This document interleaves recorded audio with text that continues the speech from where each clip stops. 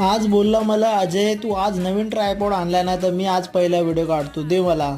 मग काय दिलं मी. आज आहे day 8 fat to fit challenge. आज होता आपला चेस्ट डे.